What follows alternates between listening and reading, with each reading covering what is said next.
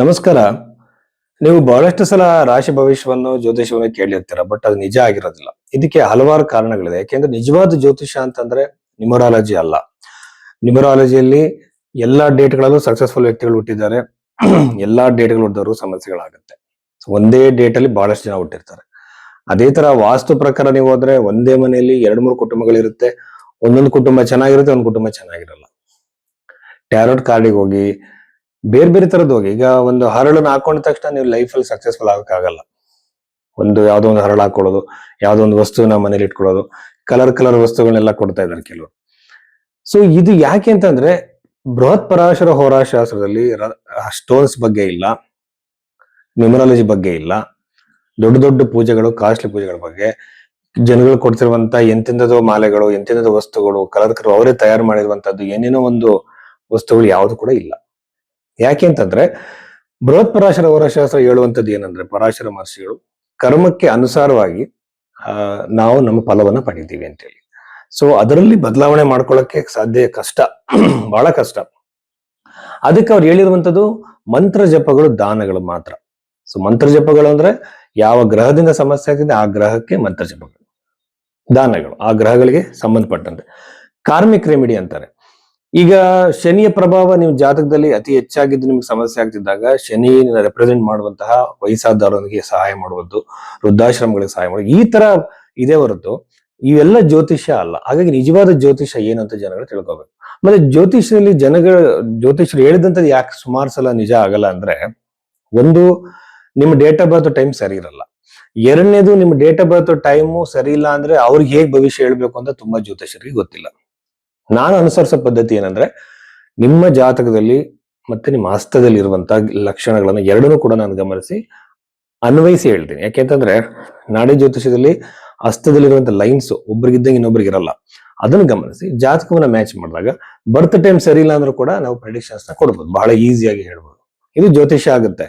ಅದು ಬಿಟ್ಟು ನೀವು ಬರೀ ರಾಶಿ ಮೇಲೆನೆ ಎಲ್ಲ ಹೇಳ್ಬಿಡ್ತಾರೆ, ಎಲ್ಲಾನು ಕೂಡ ಜಮ್ ಸ್ಟೋನ್ಸ್ ಹಾಕೊಳ್ಳಿ ಅಂತ ಹೇಳ್ಬಿಡ್ತಾರೆ, ಹೆಸರು ಚೇಂಜ್ ಮಾಡ್ಕೊಳ್ಳಿ ಅಂತ ಹೇಳ್ತಾರೆ. ಒಂದೇ ಹೆಸರಲ್ಲಿ ಸಕ್ಸಸ್ಫುಲ್ ಆದವರು, ಫೇಲ್ಯೂರ್ ಆದವರು ತುಂಬಾ ಜನ ಇದ್ದಾರೆ. ಸೊ ಇದು ನಿಜವಾದ ಜ್ಯೋತಿಷ್ಯ. ಹಸ್ತ ಸಾಮುದ್ರಿಕೆಯನ್ನ, ರೇಖೆಗಳನ್ನ, ಜಾತಕವನ್ನ ಮ್ಯಾಚ್ ಮಾಡೋದೇ ನಿಜವಾದ ಪದ್ಧತಿ. ಸೊ ಇದು ನಮ್ಮ ಋಷಿಗಳ ಕಾಲದಿಂದಲೂ ಇದೆ. ಸೊ ಆ ರೀತಿ ನಿಮ್ಮ ಜಾತಕವನ್ನು ತೋರಿಸೋದಕ್ಕೆ ಭೈರವಿ ಆಸ್ಟ್ರೋದಲ್ಲಿ ಸಂಪರ್ಕವನ್ನು ಮಾಡಬಹುದು. ತುಲಾ ರಾಶಿ 2026 ಜೂನ್ ತಿಂಗಳ ಈ ಒಂದು ವಾರ ಫಲದಲ್ಲಿ 7ನೇ ತಾರೀಕು ನಂತರ ವಾರ ಫಲದಲ್ಲಿ ನಾವು ನೋಡೋದಾದ್ರೆ, ರಾಶಿಯಿಂದ ರಾಶ್ಯಾಧಿಪತಿ ನವಮ ಭಾವದಲ್ಲಿ ಇರುವಂತದ್ದು ಇದು ಬಹಳ ಶುಭಕಾರಕವಾಗಿರುತ್ತೆ ಸಮಯ. ಇದು ನವಮ ಭಾವದಲ್ಲಿ ಶುಕ್ರ ಗ್ರಹ ಇರುವಂತದ್ದು ಬಂದು ನಿಮಗೆ ಹಣದ ಅವಕಾಶಗಳು, ಲಾಭಗಳು ಹೆಚ್ಚಾಗ್ತಾ ಹೋಗುತ್ತೆ. ಮತ್ತೆ ನಿಮ್ಮ ಮಕ್ಕಳ ಅಭಿವೃದ್ಧಿ ಆಗುತ್ತೆ. ನಿಮ್ಮ ಮಕ್ಕಳ ಜೊತೆ ಕಾಂಪ್ರಮೈಸ್ ಆಗುತ್ತೆ ಜಗಳಗಳಾಗಿದ್ರೆ. ನಿಮ್ಮ ಮಕ್ಕಳು ಅಭಿವೃದ್ಧಿ ಆಗಿಲ್ಲ, ಜಾಬ್ ಸಿಕ್ಕಿಲ್ಲ ಅಂತ ನೀವು ನೋವು ಪಡ್ತಿದ್ರೆ ಅವ್ರಿಗೆ ಅನುಕೂಲ ಆಗುತ್ತೆ. ವಿದ್ಯಾಭ್ಯಾಸದಲ್ಲಿ ಅವರು ಮುನ್ನುಡಿಯನ್ನ ಸಾಧಿಸ್ತಾರೆ, ಮುನ್ನಡೆ. ಆಮೇಲೆ ನವಮ ಭಾವ ಯಾವಾಗಲೂ ಕೂಡ ನಿಮ್ಮ ಆರೋಗ್ಯದಲ್ಲಿ ಸುಧಾರಣೆಯನ್ನ ಮಾಡುತ್ತೆ. ಇಫ್ ಎನಿ ಕೈಂಡ್ ಆಫ್ ನೀವು ಇಶ್ಯೂಸ್ ನೀವು ಫೇಸ್ ಮಾಡ್ತಾ ಇದ್ರೆ ತುಲಾರಾಶಿಯವರು, ಆ ಆರೋಗ್ಯದಲ್ಲಿ ಸುಧಾರಣೆಯನ್ನು ನೀವು ಕಾಣಬಹುದು. ಹಾಗೆ ಈಗ 12th ಹೌಸ್ ಮತ್ತೆ 9th ಲಾರ್ಡ್ ಜೊತೆ ಒಂದು ಕಂಜಂಕ್ಷನ್ ಏನಿದೆ, ಇದು ನನಗೆ ಅನ್ಸೋದು ಹಾಸ್ಪಿಟಲ್ ರಿಲೇಟೆಡ್ ಇಶ್ಯೂಸ್ ಗಳನ್ನ ನೀವು ಫೇಸ್ ಮಾಡಿದ್ರೆ ಸರಿಯಾಗ್ಬಿಡುತ್ತೆ ಈ ಟೈಮ್ ಅಲ್ಲಿ. ಬಟ್ ಇದು ಮಹಾಮೃತ್ಯುಂಜಯ ಜಪ ಅಡಿಷನಲ್ ಆಗಿ ಮಾಡೋದು ಬಹಳ ಒಳ್ಳೇದು. ಮಹಾಮೃತ್ಯುಂಜಯ ಜಪ ಅಂದ್ರೆ ಮಸ್ಟ್ 4 ಲೈನಿನ ಮಂತ್ರ ಅಲ್ಲ, ಅದ್ರಲ್ಲಿ ಇರುವಂತ ಅರ್ಥವೇ ಬೇರೆ. ಅದರ ನಂತರದಲ್ಲಿ ಅದು ವೇದಗಳಿಂದ ನಾವು ಪಡ್ಕೊಂಡಿರುವಂತದ್ದು. ಆ ಮಂತ್ರಗಳನ್ನ ಉಚ್ಚಾರಣೆ ಮಾಡಿ ಮಾಡಿ, ನಂಬರ್ ಆಫ್ ರಿಸಿಟೇಷನ್ ಮಾಡಿ ಮಾಡಿ ಜಗತ್ತಿನ ತುಂಬಾ ಅದ್ರ ಶಕ್ತಿ ತುಂಬಿದೆ. ನಾವು ಕೂಡ ಆ ಮಂತ್ರವನ್ನ ಉಚ್ಚಾರಣೆ ಮಾಡಿದಾಗ ಮಂತ್ರದ ವೈಬ್ರೇಷನ್ಸ್ ಇಂದ ಆರೋಗ್ಯದಲ್ಲಿ ಬದಲಾವಣೆಗಳಾಗತ್ತೆ. ಸೌಂಡ್ ಥೆರಪಿ ಅಂತ ಹೇಳ್ತಿದ್ದಾರೆ, ಇದೊಂದಿನ ಪ್ರೂವ್ ಆಗುತ್ತೆ ಮಂತ್ರಗಳಿಂದ ಹೇಗೆ ಕೆಲಸ ಮಾಡುತ್ತೆ ಅಂತ ಹೇಳಿ. ಸೊ ಅಲ್ಲಿ ತನಕ ಹೋಗೋದೇ ಬೇಡ, ನಮ್ಗೆ ಋಷಿಗಳು ಆಲ್ರೆಡಿ ಹೇಳಿದ್ದಾರೆ ಅದನ್ನ. ಓಕೆನಾ? ನೀವು ಇವತ್ತು ಏನ್ ಪ್ರಶ್ನೆ ಮಾಡ್ತಿದ್ದೀರಾ, ಜ್ಯೋತಿಷ ಸುಳ್ಳು, ಅದು ಸುಳ್ಳು ಅಂತ ಹೇಳಿ, ಅದನ್ನ ಹಿಂದೆ ಚಾರ್ವಾಕರೇ ಅದನ್ನ ಪ್ರಶ್ನೆ ಮಾಡಿದ್ರು, ಅದಕ್ಕೆಲ್ಲ ಉತ್ತರಗಳನ್ನ ಕೊಟ್ಟಿದ್ದಾರೆ. ಆತ್ಮ ಅಂದ್ರೆ ಏನು, ಕರ್ಮ ಅಂದ್ರೆ ಏನು, ಜ್ಯೋತಿಷ ಅಂದ್ರೆ ಏನು ಅಂತ ಹೇಳಿ. ಈ ಪ್ರಶ್ನೆ ಮಾಡೋದಲ್ಲ, ಅದನ್ನ ನಾವು ಓದ್ದಲ್ಲೇ ಇದನ್ನ ಇವಾಗ ಪ್ರಶ್ನೆ ಮಾಡಿದ್ರೆ ಏನು ಅರ್ಥ ಇಲ್ಲ. ಅದನ್ನ ತಿಳ್ಕೊಬೇಕು ಅವ್ರು ಏನು ಉತ್ತರ ಕೊಟ್ಟಿದ್ರು ಅಂತ ಹೇಳಿ. ಅದಕ್ಕೆಲ್ಲ ನಾವು ಒಂದು ಶ್ರದ್ಧೆ ಬೇಕಾಗುತ್ತೆ. ತುಲಾ ರಾಶಿಯಲ್ಲಿ ಜನಿಸಿದಂತವರಿಗೆ ವಿವಾಹದ ಅವಕಾಶಗಳ ಜೊತೆ ವೈವಾಹಿಕ ಜೀವನದಲ್ಲಿ ಕಿರಿಕಿರಿಗಳು ಕೂಡ ಆಗತ್ತೆ. ಅನವಶ್ಯಕ ಜಗಳ, ಕಿರಿಕಿರಿ, ನೀವು ಏನು ಮಾತಾಡಿರಲ್ಲ, ನಿಮ್ಮೆಲ್ಲ ಅನವಶ್ಯಕ ಅಪವಾದಗಳು ಬರುತ್ತೆ, ನೋವಾಗತ್ತೆ. ತುಂಬಾ ವರ್ಷದಿಂದ ಸಹಿಸ್ಕೊಂಡು ಬಂದಿದ್ದು ಈ ಸಲ ನಿಮಗೆ ಸಹಿಸೋಕೆ ಆಗದೇ ಇರುವಂತ ಮಟ್ಟವನ್ನು ತಲುಪಿಬಿಡುತ್ತೆ ಮ್ಯಾರಿಟಲ್ ಲೈಫ್ ಅಲ್ಲಿ.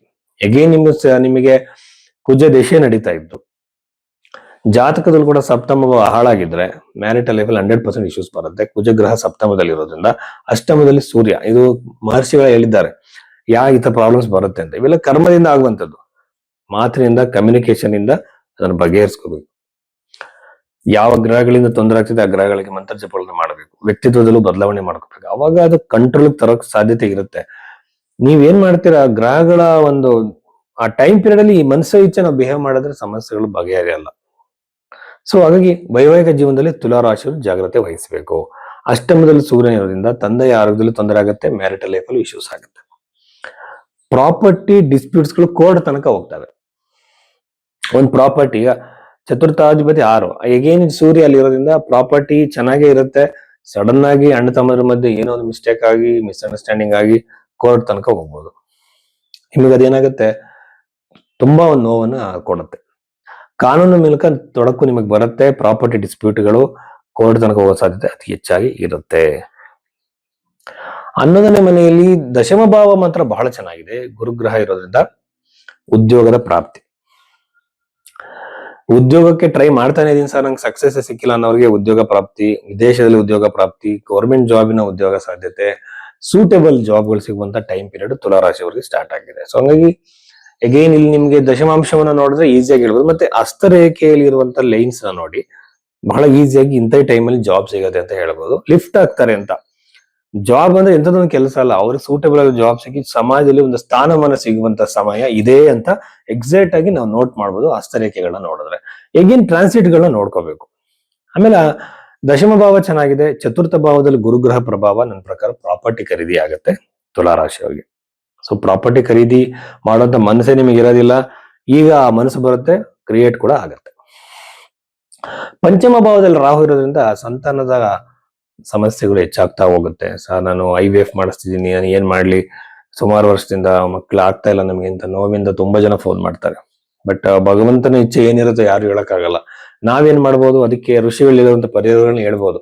ಪರಿಹಾರಗಳನ್ನ ಮಾಡಿದ್ರು ಸಹ ಅಫ್ಲಿಕ್ಷನ್ ಹೆಚ್ಚಾಗಿದ್ರೆ ಅನುಕೂಲ ಆಗಲ್ಲ. ಬಟ್ ನಮ್ಮ ಪ್ರಯತ್ನವನ್ನು ನಾವು ಮಾಡಬೇಕು. ಆಗದೆ ಇದ್ದಾಗ ಸತ್ಯವನ್ನ ಒಪ್ಕೋಬೇಕಾಗತ್ತೆ. ಜ್ಯೋತಿಷರುಗಳು ದೇವರುಗಳು ಅಲ್ಲ. ಜ್ಯೋತಿಷರು ಕೇವಲ ಇಬ್ರು ಡಾಕ್ಟರ್ ನಿಮ್ ಕಾಯಿಲೆ ಯಾವ್ದು ಅಂತ ಹೇಳಿದ ತಕ್ಷಣ ಅವ್ರ ಕಾಯಿಲೆ ಬರಲ್ಲ ಅಂತಲ್ಲ, ಐಡೆಂಟಿಫೈ ಮಾಡಿದ್ದಾರೆ ಅಷ್ಟೇ. ಅದನ್ನ ವಿಧಿ ಲಿಖಿತ ಏನಿದೆ ಅಂತ ಹೇಳೋಕ್ಕಾಗಲ್ಲ. ಬಟ್ ಅಕ್ಸೆಪ್ಟ್ ಮಾಡ್ಕೊಳ್ಳೋಕೆ ಮೆಂಟಲ್ ನಾವು ಪ್ರಿಪೇರ್ ಮಾಡೋದೇ ಜ್ಯೋತಿಷ ಕರ್ತವ್ಯ ಆಗುತ್ತೆ. ಸೊ ಇಷ್ಟು ವಿಚಾರಗಳಿದೆ. ಆಮೇಲೆ ಆರ್ಥಿಕವಾಗಿ ಹಣಕಾಸಲ್ಲಿ ಅಭಿವೃದ್ಧಿ ಆಗುತ್ತೆ. ಬಿಸ್ನೆಸ್ ಮಾಡ್ತಿರೋರಿಗೆ ಒಳ್ಳೆ ಲಾಭವನ್ನ ಎಕ್ಸ್ಪೆಕ್ಟ್ ಮಾಡ್ಬೋದು. ಯಾವುದೇ ತರದ ಬಿಸ್ನೆಸ್ ಆಗಿರುತ್ತೆ, ಹೊಸದಾಗಿ ಪ್ರಾರಂಭ ಮಾಡಿದ್ರೆ ಹೆಚ್ಚು ಲಾಭವನ್ನ ನೀವು ಎಕ್ಸ್ಪೆಕ್ಟ್ ಮಾಡಬಹುದು. ಸೊ ಇಷ್ಟು ವಿಚಾರಗಳು ತುಲಾರಾಶಿಗೆ ಸಂಬಂಧಿಸಿದೆ.